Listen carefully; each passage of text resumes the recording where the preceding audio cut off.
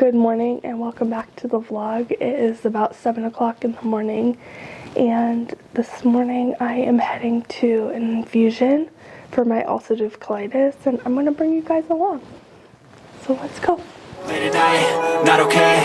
All I want, and I pray, all I need are some better days. These infusions can sometimes just knock everything out of me. It's a lot of drugs going in your body at once and your body just has to process it, and sometimes I just get really tired, and so just bear with me today as I kind of discuss all this with you guys. Also, just a pre-disclaimer, if you don't like to talk about feces or medical things, this might not be the vlog for you guys to watch. But I am really excited to kind of bring you guys on my journey up until this point and discuss everything up until now. So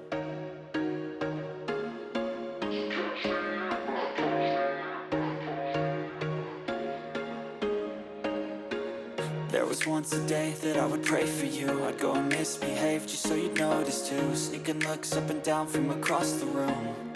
Damn, what a hell of a view. I feel good, you look great, I like you, I can't wait. A first time, a first date, you're so fine, I'm so late. You sip wine, I drink straight, don't waste time to my place. I feel my heart erase, so catch me if I fall. So I'm back in my car after my infusion. I'm very thankful that mine do not take very long. The medication I'm on infuses in about 30 minutes versus others can take about 1 to 2 hours. So at a max, I may be there for about an hour, hour and a half, and most of that is setup time and takedown time. But yeah, so I am gonna go get coffee and breakfast, and then I'm actually gonna head home, and when I get home, I'm gonna sit down and talk to you guys a little bit more about what this disease is and what I have and what I've had to go through up until this point, because I know you guys probably have a lot of questions about what ulcerative colitis is and why I'm getting these infusions. So I will see you guys back at home. So I made it back home. I had some breakfast and I took myself a little nap. For starters, what is ulcerative colitis?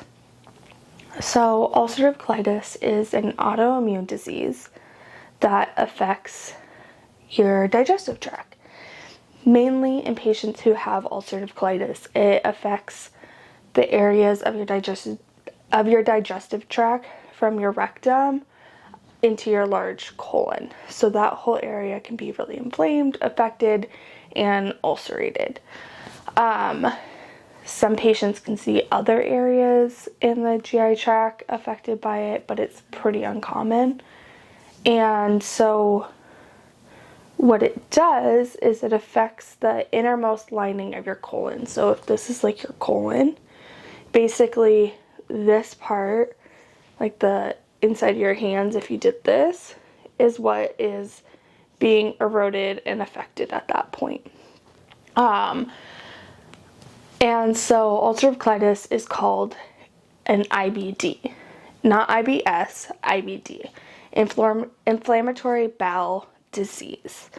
IBS is inflammatory bowel syndrome, where there's not. IBS is where you have symptoms of your GI tract that just kind of flare up every once in a while, and it kind of causes like diarrhea, vomiting, things like that, but they don't really have a specific reason as to why it does that. Sometimes people's bodies just want to not want to work properly. But in my condition, what is happening is the autoimmune disease is causing my symptoms and my flare-ups.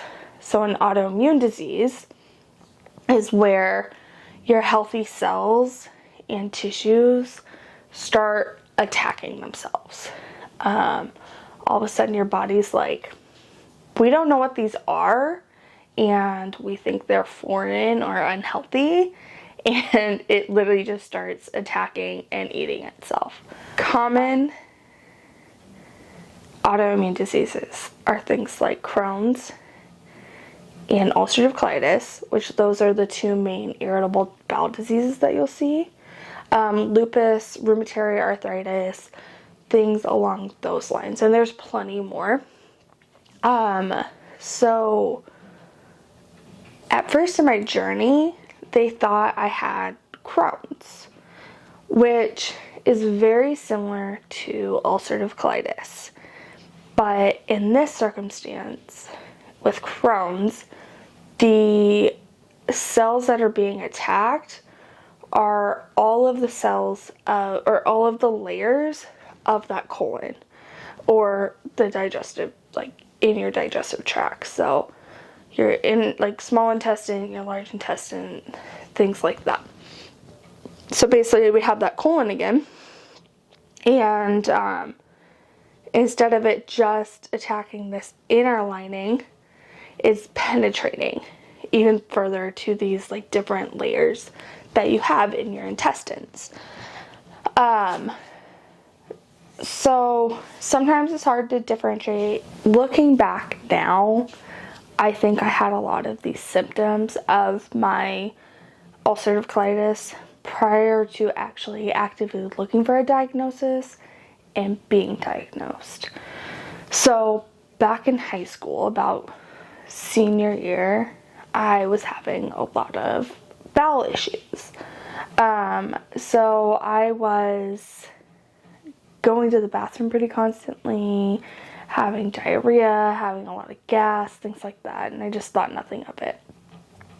Same with my first year of college, very similar. And I never really ate the best. I ate a lot of fast food, ate a lot of junk food. In my first year of college, I was eating dorm food that I wasn't used to. So I just chalked everything up to that. But the one thing I did have that I wasn't used to was a bunch of heartburn. And so for about 4 years or so, I was talking to my doctor about, I have this heartburn, and we weren't really doing much about it. Tried a round of omeprazole to see if it was just like a stomach ulcer, because I did take a bunch of ibuprofen throughout high school because I was in like sports, and you know, it's just easy to like, oh, I'm in pain, and you jump to ibuprofen. You're not really taught about how bad it is for your stomach. So then fast forward to about 2018 spring, my doctor finally refers me to a specialist. So I go to the specialist and we do an upper endoscopy, which is just a camera that goes through your mouth, down into your stomach, into the like first part of your small intestines, which is, I'm pretty sure, your duodenum.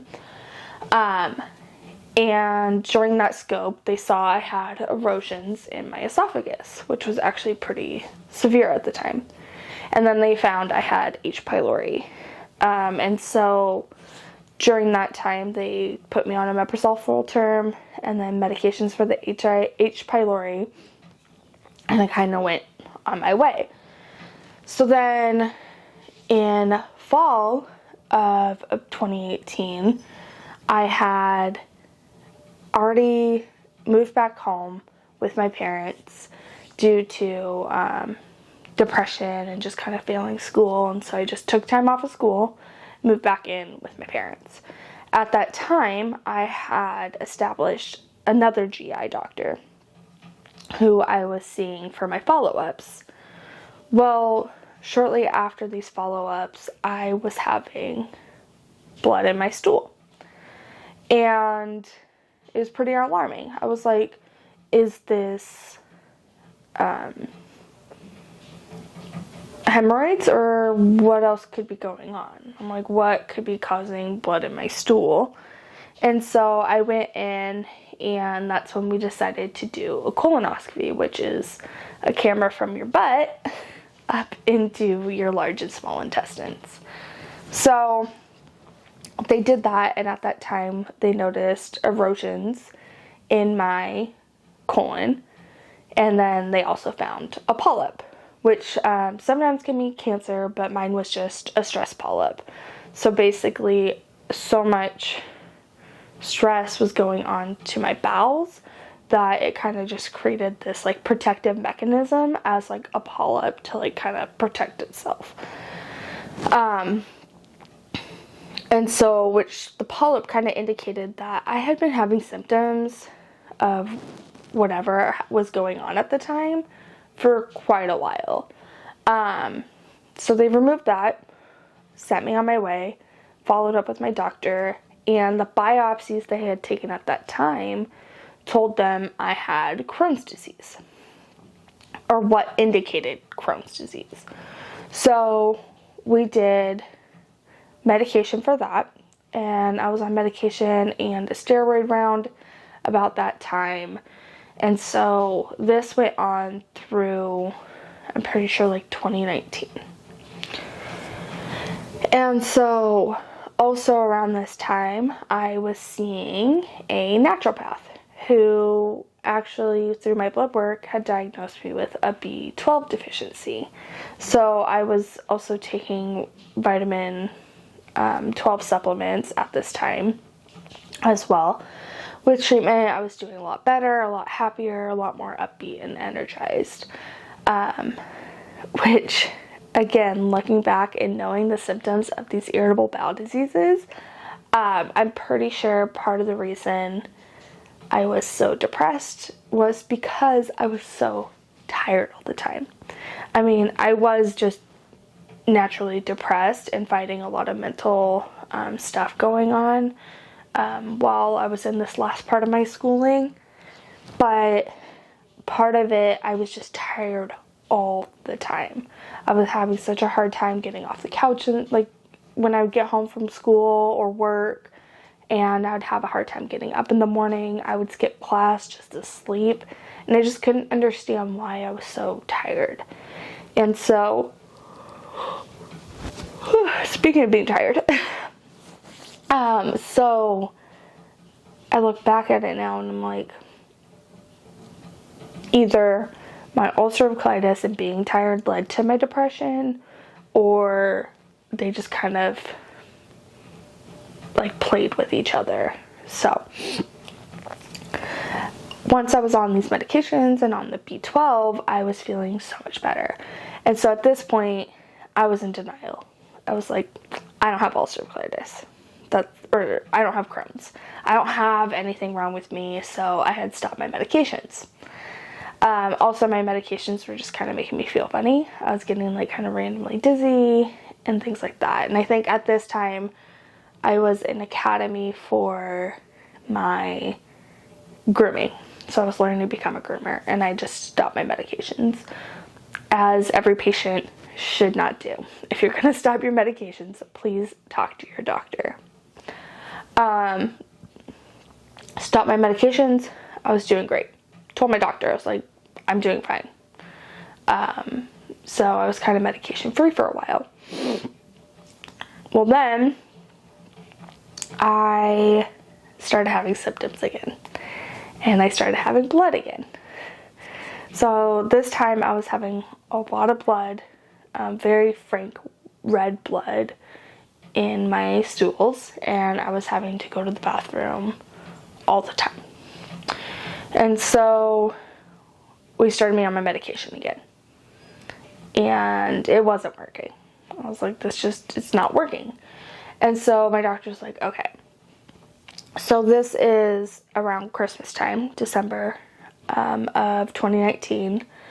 And so he's like, let's get you in for another colonoscopy, look at what's going on in there. So we did, and I still had erosions in my GI tract, and they did another biopsy at that time. This time, the biopsy came back as saying I had ulcerative colitis. Okay, so what does that mean? Basically, they can treat them both pretty much the same. I'm just one of those people that like to know what I have and then get proper treatment for that. So he was like, all right, let's start you on these infusions. and it's a medication called Entyvio. And so at this time that I'm getting started on my infusions, it's also COVID times. So I definitely had to make sure with him, like, hey, it's a biologic. So it's basically changing the way your body works. And some of these biologics can be immunosuppressive. And so I was like, hey, COVID's going on. Will this affect me? Like, what am I going to get more sick from these infusions with COVID? Like, is everything going to be okay? And he's like, you're fine. So the way Entyvio works, it's actually kind of cool. So what's causing inflammation in my bowels is all the white blood cells are coming and trying to attack and protect my bowels. So there's just a lot of inflammation happening there due to everything happening. So what the Entyvio does, it actually blocks white blood cells from entering my GI tract, which decreases the inflammation in my intestines. So instead of affecting my whole body, it's just targeted to my digestive tract, which is cool. But then also, if I was to get a massive infection that's unrelated to my disease, it could be detrimental because I have no protection in my body for my digestive tract. So, and you need your digestive tract for a lot more than you think, not just to eat food basically and live. It is to live. It's a lot more intricate than people think. You have to eat the food. Your body works that food through your body. Nutrients go to different parts of your body, and that is literally how you run. So if you think about it, because of that, if my body is affected by this disease, it makes sense to why I was so tired all the time. I wasn't getting certain vitamins that I needed, nutrients I was needing properly. So, but basically, ever since I've been on this Entyvio, it's been night and day. Instantly started working for me. I was feeling so much better. When I was going through my flare, I would be so tired all the time. I felt like I had the flu. I would have body aches. I would have to use the bathroom constantly, which was really affecting my life. I worked as a dog groomer, and so there was times I would have to stop right in the middle of a groom, run to the bathroom, or I'd be on my way to work and I'd have to stop and go to the bathroom on the way to work. There was times I was late to work because no matter how early I got up in the morning, I would have to go to the bathroom almost right before I had to go to work, and then I'd be stuck on the toilet and I would just get so irritated because I just watched the time click by and I just couldn't get up and go to my car because I was still having to go. So I would end up being to work late, and that was really affecting my life and the life of the people around me as well. So now I've been on Entyvio for a little over a year now. I'm still kind of battling my ulcerative colitis because through going back to school, I was off my Entyvio for a while because you have to be on top of changing your doctors, letting your medications go through your insurances, and then coming back from school, I had the same problem. So there's been a couple months here and there that I've been off of my medication, and I'm noticing the effects of that. And so I'm still in the process of kind of getting back to normal, but it has been a game changer, and I'm actually one of the lucky ones when it comes to this disease because worst case scenario, ulcerative colitis can cause cancer. You're more susceptible to cancer with this disease in your bowel. It can also go completely unmanaged for some people. And I'm on all these forums, and so many people can be either very sick or they cannot get it under control to the point that their bowels are so gone that doctors have to go in and remove them and give them a colostomy bag, which is basically they reroute your intestine systems out to like a hole out of your stomach. I can't remember what side it sits. And that's what you poop out of. And some people get that just as enough to repair their colon and give their colon a break, so then they can have a reversal. But some people have to have that long term, and it can be very disheartening, because basically this thing that people like to hide, especially us as women, like people are like, oh, girls don't poop, but you know, all humans do. And so now it's on the outside of your body, and people are able to see that either through your shirt, or if girls want to wear a crop top, or if guys want to wear their shirt off at the gym, or just shirt off in general and go swimming. It kind of takes that away from them. And my heart goes out to those people who have to go through that, and my heart goes out to the people who have any sort of illness, whether it's irritable bowel disease, cancer, anything like that is not under control. Because I understand what it's like to want to live your life. Sorry, it makes me really emotional. To want to live your life and do things that you physically can't do anymore. Especially when you have such a hidden disease. It's so easy for somebody to see another person without a limb, or who is paralyzed, and think like, oh, yeah, of course they can't go do everyday tasks that everybody can do. But when you have an invisible illness, such as an irritable bowel disease, that's a whole nother factor that we have to fight through, because our partners, our family, our friends, our coworkers, our bosses just see us as a normal person, but don't realize that we're fighting this battle on the inside that unfortunately no one can see from the outside.